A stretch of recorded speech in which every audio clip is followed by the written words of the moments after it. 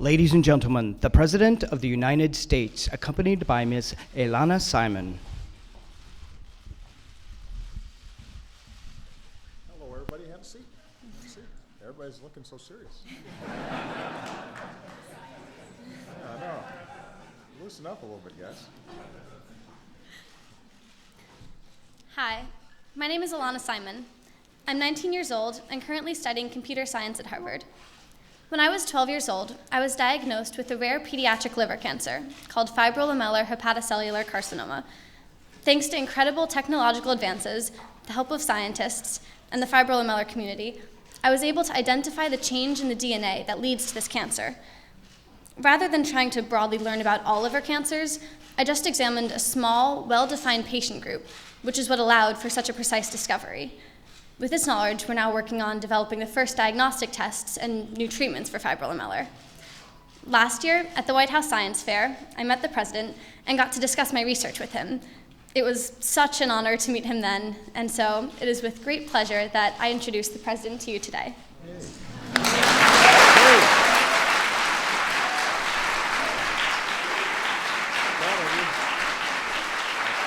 Good job.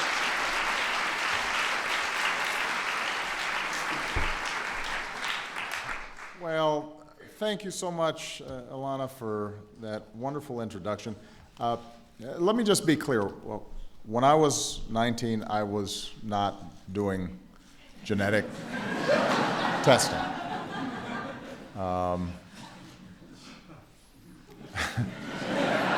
When I met Ilana at the White House Science Fair last year, she tried to explain her research to me, and to help her explain her findings, she made these giant pink chromosomes out of swim noodles, which was helpful to me because I know what swim noodles are, and I saw how they fit together.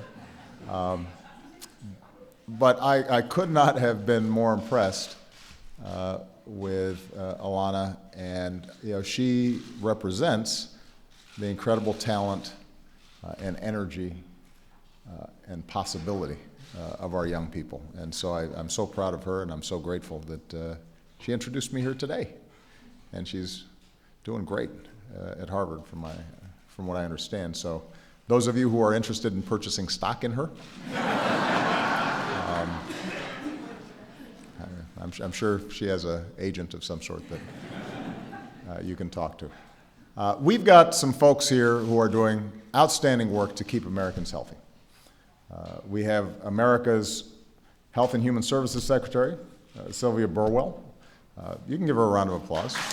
She's worthy of it.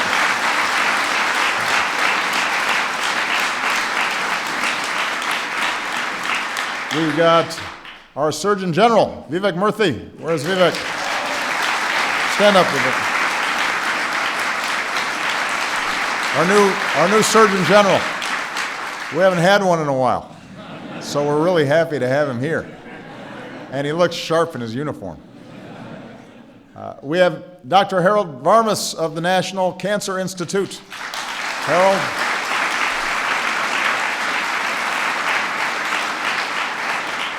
We have the singing scientist, Dr. Francis Collins of NIH, here.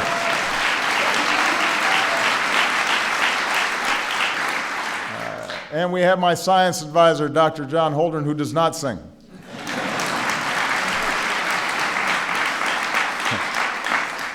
For anyone wondering, is there a doctor in the house? We have you covered. We also have members of Congress who are here. Lamar Alexander from the great state of Tennessee is one of the Senate's key supporters of encouraging medical innovation, and I'm so looking forward to working with him. Give Lamar a big round of applause. Senator Patty Murray is prepared to work with him on this issue. She couldn't make it here today, but we do have on the House side Congresswoman Diana DeGette, who is here and who is leading this effort in the House, and we're very proud of her. Now, last week in my State of the Union address, I focused on what we need to do to make sure middle-class economics helps more Americans get ahead in the new economy. We've got to help working families make ends meet, make them feel more secure in a constantly changing, dynamic global economy. We have to offer more opportunities for people to upgrade their skills for better paying jobs in this economy. And we've got to build the world's most competitive economy so that businesses create jobs here in the United States and not someplace else. And that last part is what I want to focus on today. We've invited some of America's brightest minds in medicine and technology, some of our strongest advocates for privacy, and perhaps most importantly, we've invited patients who have the most at stake in these efforts. And we're here to harness what is most special about America, and that is our spirit of innovation. Our ability to dream and take risks and tinker and try new things. And as a result of that, not only improve our economy, but improve the lives of men and women and children for generations to come. And together, what's so exciting is that we have the possibility of leading an entirely new era of medicine that makes sure new jobs and new industries and new life-saving treatments for diseases are created right here in the United States. Because we shouldn't just celebrate innovation, we have to invest in innovation. We have to nurture innovation. We have to encourage it and make sure that we're channeling it in ways that are most productive. And that's especially true when it comes to medicine. After all, when American researchers developed a vaccine for polio, a program created by Congress helped to distribute it. A federally funded study helped American doctors discover the risk factors for heart disease. Grants from the National Science Foundation and NIH supported the early experiments that led to the invention of the MRI. And these kinds of investments don't always pay off. Basic research, by definition, will sometimes lead us down blind alleys, but it'll also tell us what we don't know, which then helps us figure out new pathways. And when things do pay off, then they create economic opportunities in ways that we could never imagine. So Francis, Dr. Collins here, helped lead the Human Genome Project, and we've got a number of people here who are deeply involved in that process. And one study found that every dollar we spend to map the human genome has already returned $140 to our economy. There's a huge economic stake in us tapping in to this innovation. Nothing wrong with clapping about that, yeah. But as anybody who's ever watched a loved one battle with an illness, particularly a life-threatening illness, and I suspect that there's nobody here who hasn't been touched in some fashion by that experience. What everybody here understands is that the most important impact these investments can have can't be measured in dollars. If we have an opportunity to prevent hurt and heartbreak for more families, if we have the opportunity to help people live longer, happier, healthier lives, if we have the chance to make sure that a young person like Alana, who stricken by a disease before their life's even really gotten going, if we have a chance to make sure that they're okay and cured and then able to make incredible contributions to our society, then we've got to seize that. We've got to go after that. And that's why we're here today. Because something called precision medicine, in some cases people call it personalized medicine, gives us one of the greatest opportunities for new medical breakthroughs that we have ever seen. Doctors have always recognized that every patient is unique. And doctors have always tried to tailor their treatments as best they can to individuals. You can match a blood transfusion to a blood type. That was an important discovery. What if matching a cancer cure to our genetic code was just as easy, just as standard? What if figuring out the right dose of medicine was as simple as taking our temperature?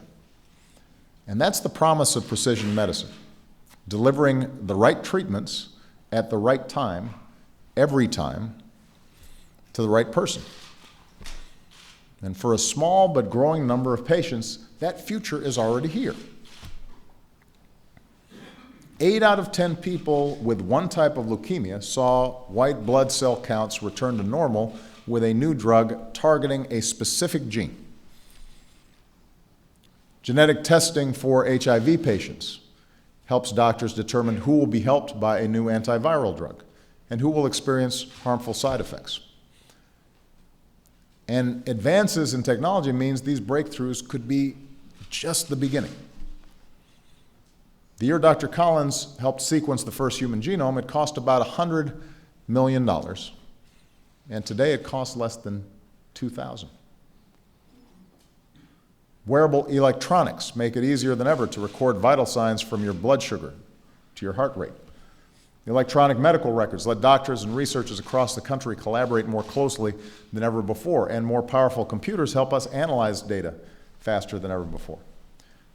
So if we combine all these emerging technologies, if we focus them and make sure that the connections are made, then the possibility of discovering new cures, the possibility of applying medicines more efficiently and more effectively so that the success rates are higher, so that there's less waste in the system, which then means more resources to help more people, the possibilities are boundless. So the time's right to unleash a new wave of advances in this area, in precision medicine, just like we did with genetics 25 years ago. And the really good news, this is how you know that the moment is right, is there's bipartisan support for the idea here in Washington. Well,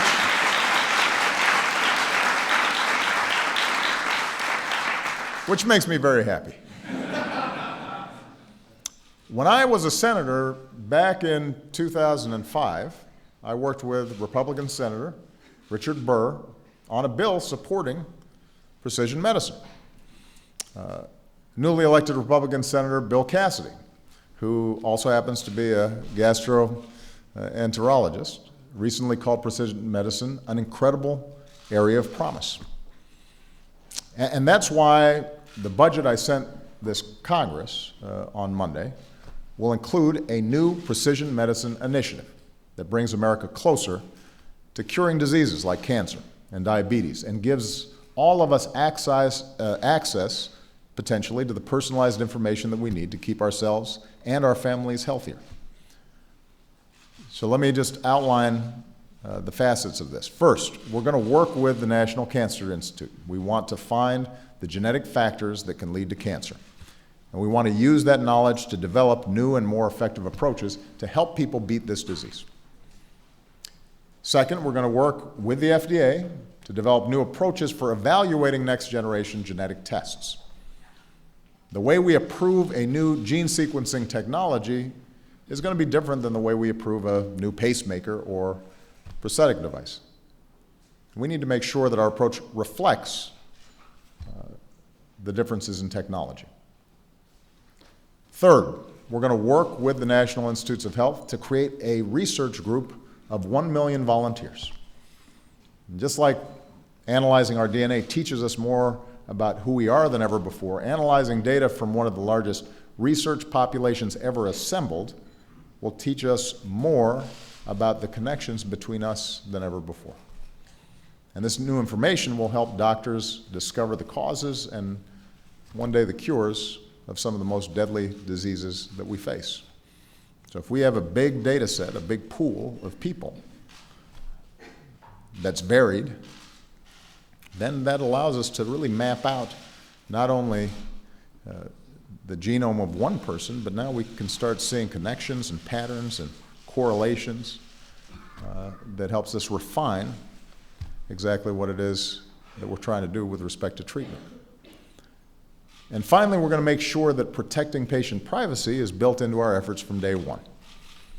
And I'm proud we have so many patients' rights advocates with us here today. They're not going to be on the sidelines. It's not going to be an afterthought.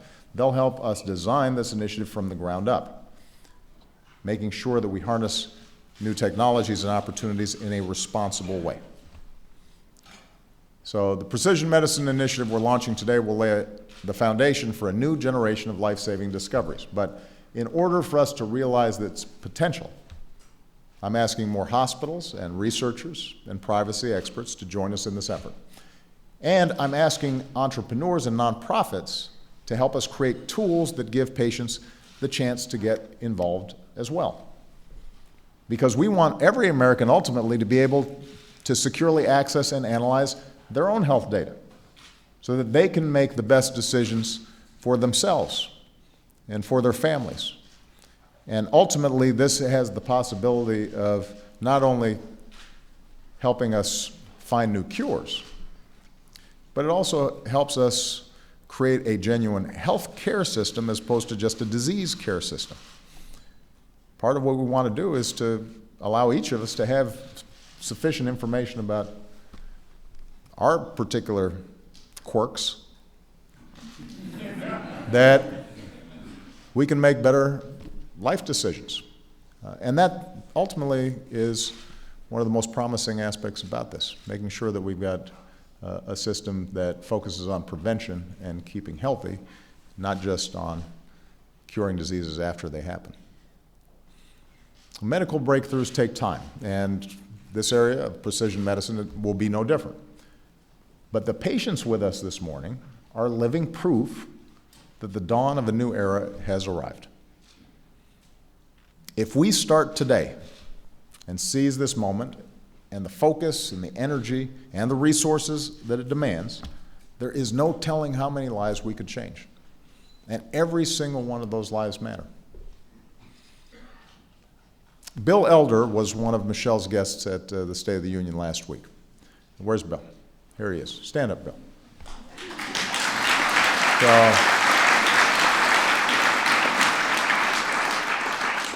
Bill's a good-looking young guy. And about 20 years ago, Bill was diagnosed with cystic fibrosis. But it turns out Bill is one of 4% of cystic fibrosis patients whose disease is caused by a particular mutation in one gene.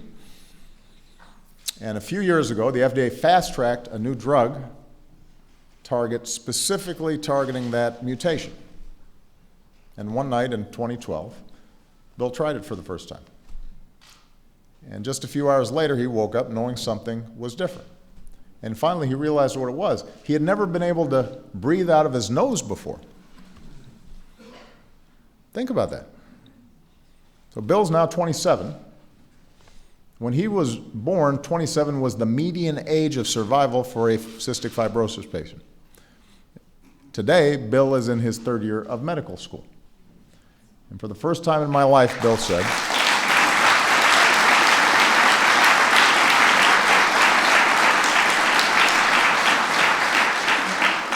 for the first time in his life, he says, I truly believe I will live long enough to be a grandfather.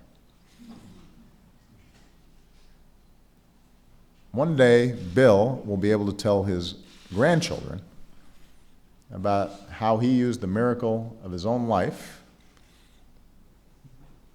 to not only serve as an example, but also an inspiration and ultimately a pathway for his own career to help save the lives of other people.